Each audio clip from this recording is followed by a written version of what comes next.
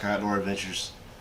This is the start of my video series of how to flock ahead of a decoy of a mallard duck.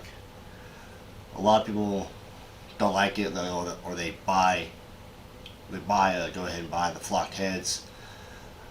But with recent decoy prices, I like to reuse mine and try to get them further along. This is one of the first decoys I ever bought when I first started duck hunting. It's a hardcore resher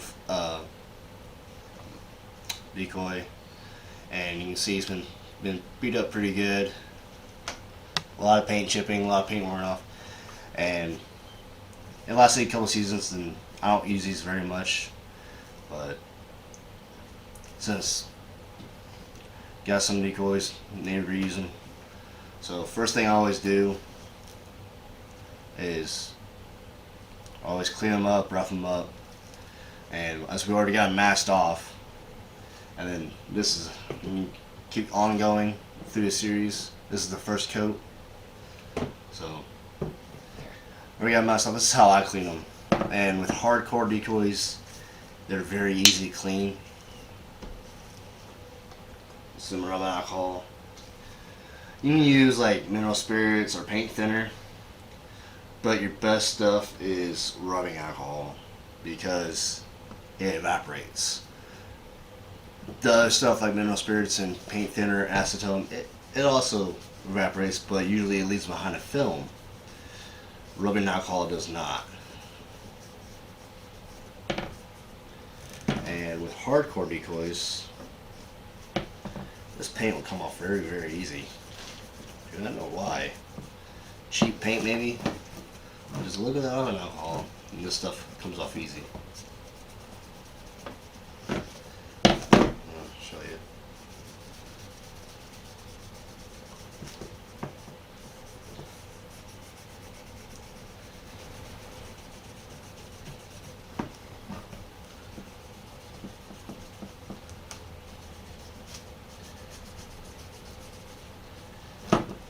While that black is already gone, we can almost make this look like a religion.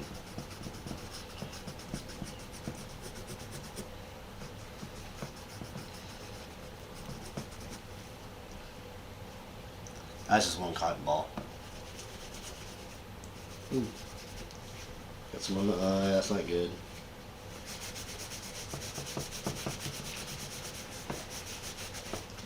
And that stuff is coming off easily.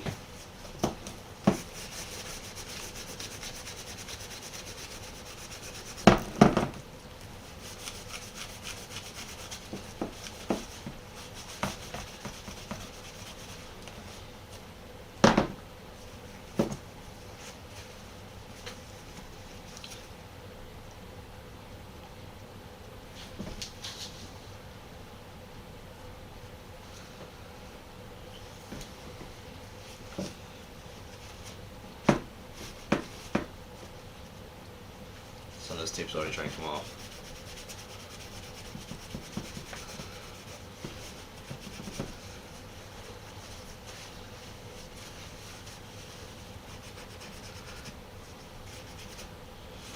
So I'm going to have to paint that eye again.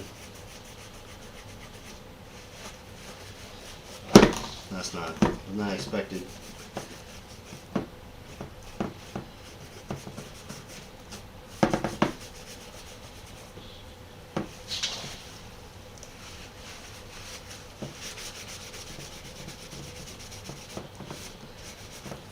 That's the majority of that paint. A lot of that texture head showing now.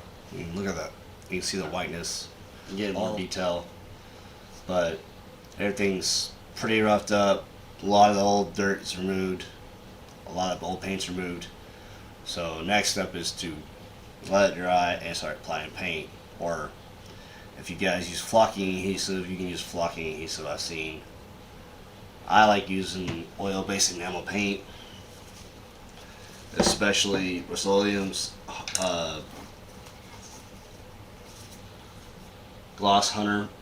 I believe it's Hunter Green or Hunter Force Green. That's the code you might want to look at.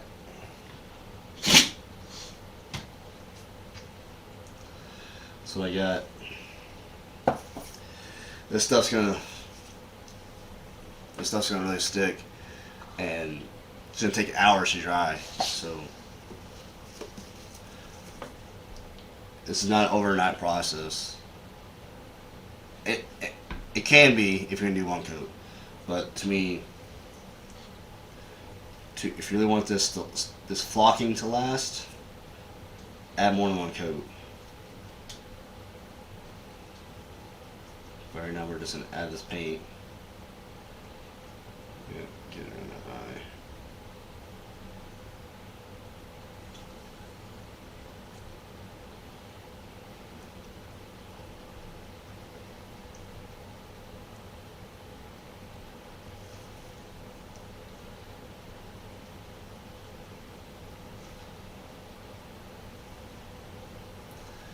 This first layer you don't want on too thick.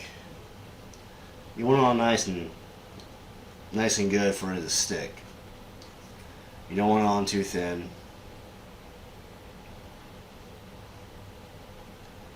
You just want to get to where the flock is going to catch, show some detail. Especially when this carving is already there. You kind of want that flocking to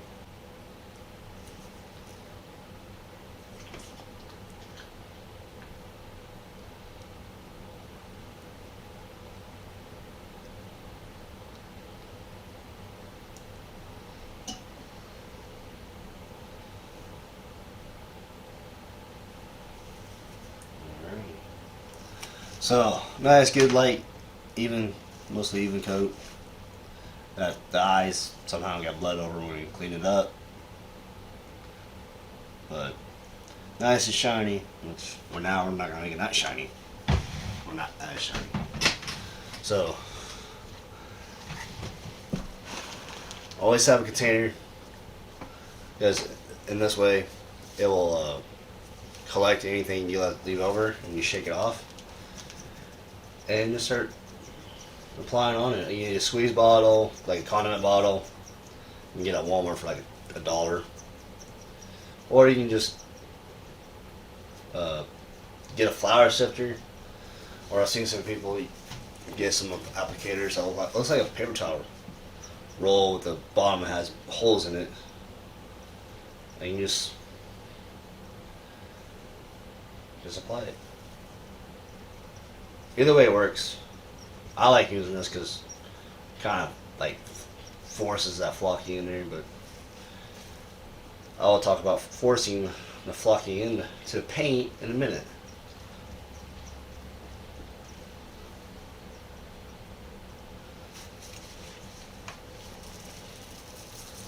Shake it off, get some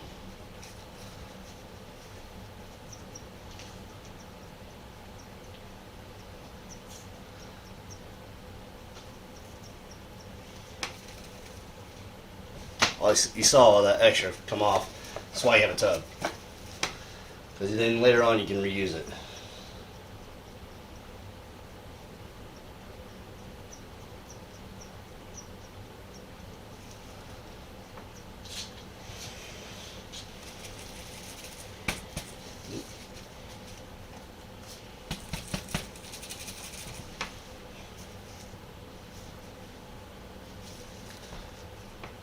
Keep going.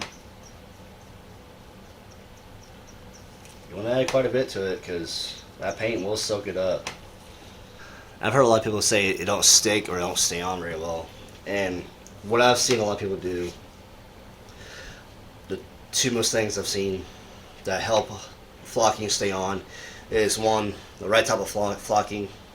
There is buy a flocking that's meant for outdoor use. Two is press it in. And press it in, and also multiple layers of flocking. The more layers, the more better. So here we're gonna push my hand into it. And there's a little bit of paint on there. I don't know if you can see that. You don't really want that. That means you gotta add more flocking. But you just want to press it in. There's more paint on the bottom, right there. You can see where I pressed it in.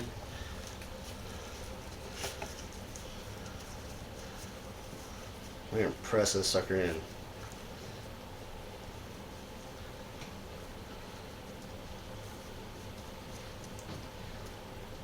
Looks like a lot of paint messed up, so we're gonna touch up.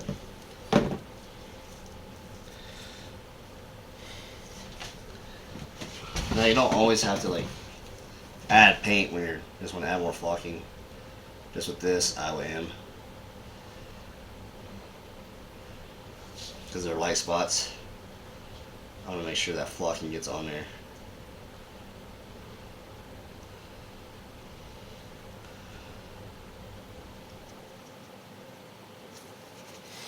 Alright, most that's pressed in. We don't want to add too much more because we got a lot of paint on our gloves.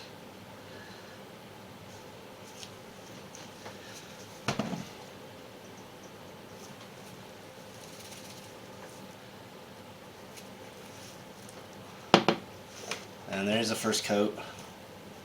Or better yet,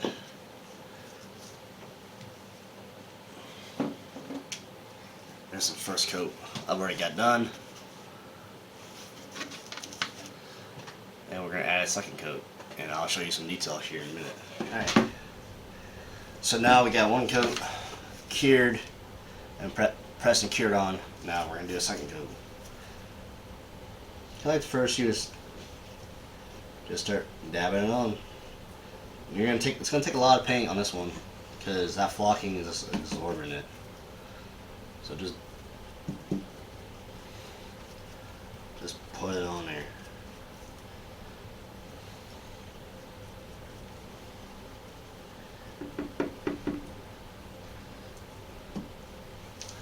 As you can see, that this is already getting pretty dark, and compared to this, you can see a lot lighter difference than that first coat. And that's one reason why I really like adding another coat to this. Not just because durability of the flocking that I make into it, but also it just makes it dark. It makes it looks better. Like, to me, more of a natural drake head.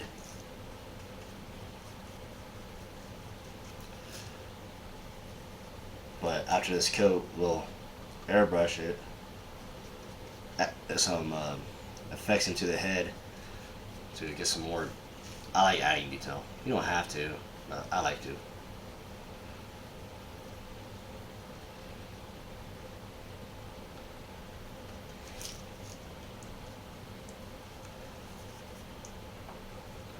There's what I got. Not too shiny, which is great. So,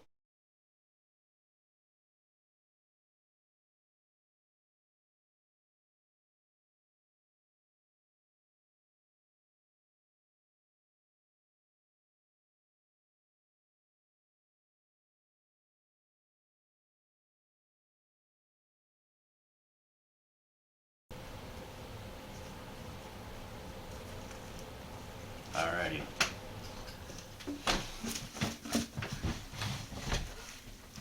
Now, this is the main difference.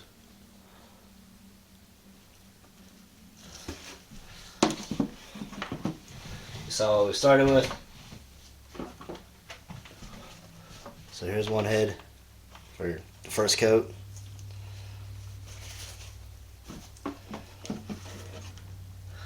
And here's the second coat.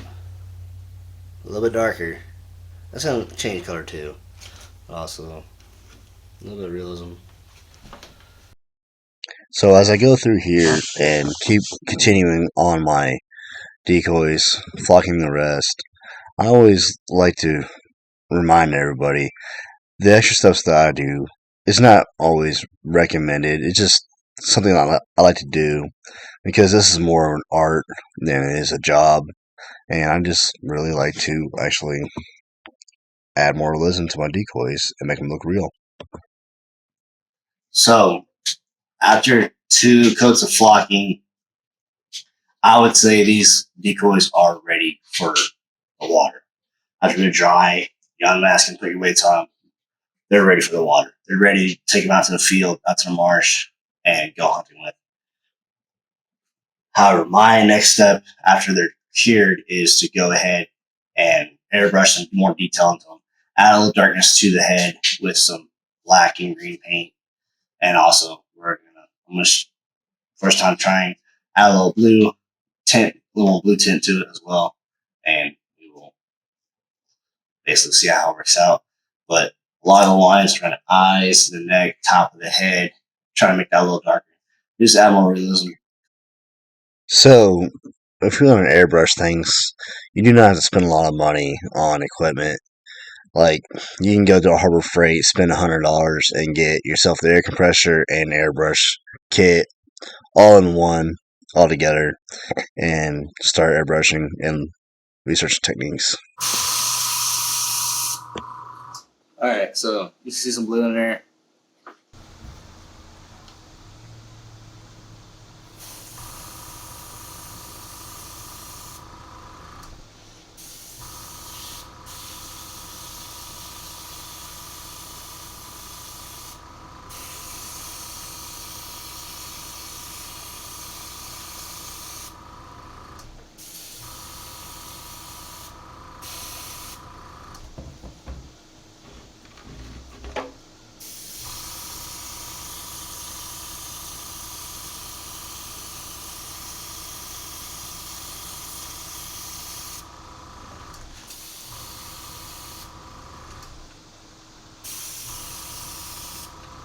All right, that was good.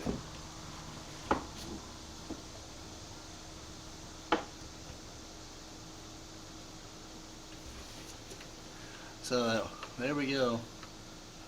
Now let's dry and see in the natural light and see how it turns out.